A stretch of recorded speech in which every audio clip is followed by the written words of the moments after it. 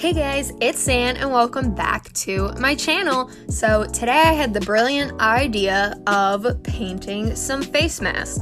Since everybody has to wear them nowadays, I thought that this would be a perfect DIY because my face masks that I got at the store are all just plain white and they're pretty boring. So I decided that I would paint some of them and make some of them look a little cooler, a little cuter. So I'm probably gonna have a couple videos of me painting some face masks, but this is the one I am starting with. So what I'm doing is just painting the edges all white. This is just a base coat because with fabric paint, which is what I'm using, I am using Tulip Soft Matte Fabric Paint. And for this part, I am just painting the edges as a base coat, like I said, because the first layer of fabric paint will really soak into the fabric. So you just want to do that to give it a good start. So this is what it looks like after I did that.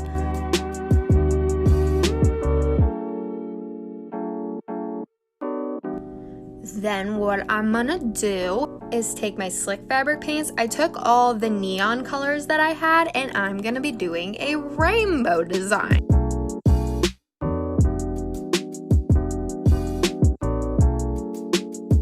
So I'm just gonna be painting the edges on this one. I thought that would be cute to leave the front of it white and then it's still pretty breathable. It's just kind of like a nice little accent detail, and I thought that would be pretty simple. It's a pretty simple DIY that a lot of people could do. And it doesn't really affect the mask, how good it is or how comfortable it is. It just is a fun little accent to the plain white boring mask. So I started in one section and did purple, a little section of it, and then on the same line, which is the top, I went to the other side and did green, if that makes any sense. In a second you'll see, so if you're recreating this, probably watch the whole video first before you decide to recreate it.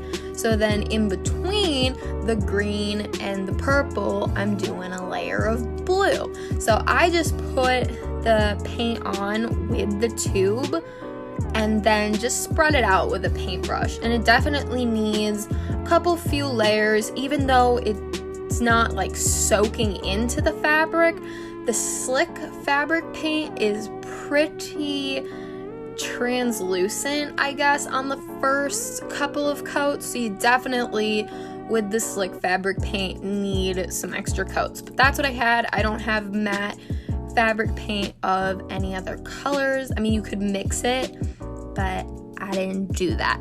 So that's what it looks like. And then I flipped it over and I used the rest of the rainbow colors. So I used neon red right below the purple,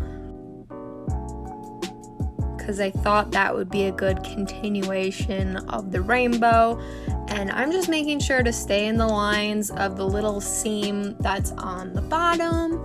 And I went around the corners where you can see. I didn't paint the bottom of it, like the part that'll be on the back.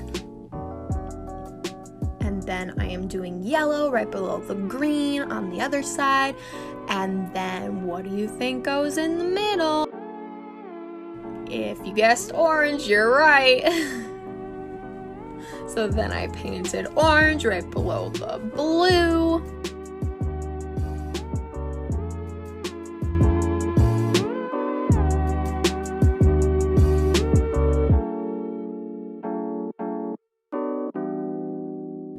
And then after that, off camera, I did 2 more coats, and I didn't show you because it's basically the exact same thing as what you just saw here. Just imagine I did it 2 more times, and that's why in a second it looks a lot more vibrant.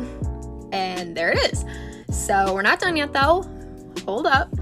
So that's what it looks like at this point. The next thing I wanted to do was make sure that the colors blended nicely together. Now you could do just like a block of color and make a straight line, but I like to make things blendy. And so I took the two colors that were next to each other and just kind of merged them together and made them best friends. So I did that with all the colors. For the yellow and orange one, I just painted a little bit of yellow on top of some of the orange. It kind of already was pretty blended from the first coat. Then I did it with the last color.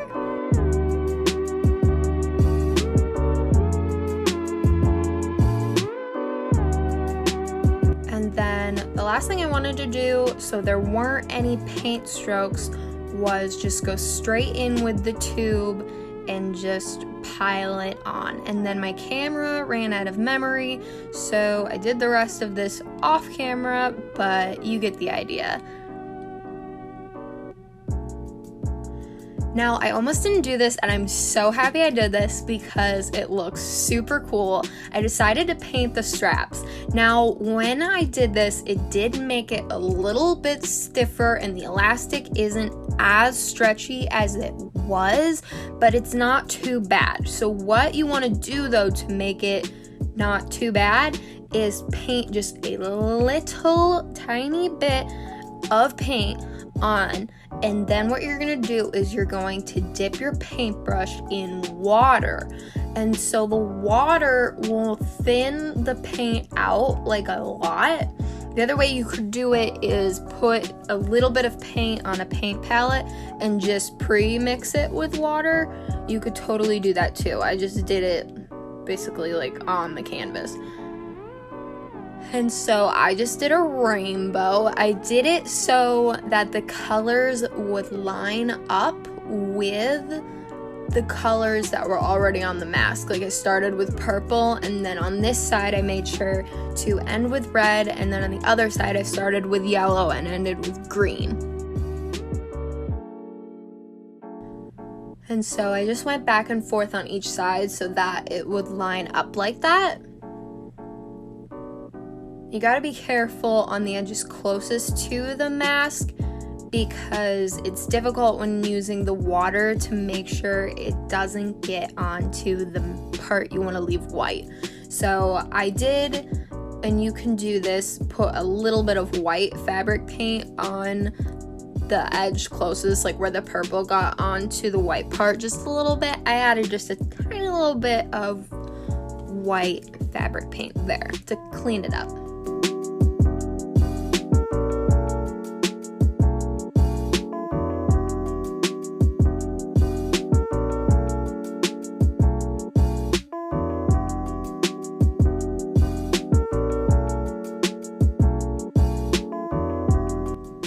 Just you definitely want to make the lightest layer possible for this, otherwise your elastic won't stretch. But I think this made it look super cute and I really like it.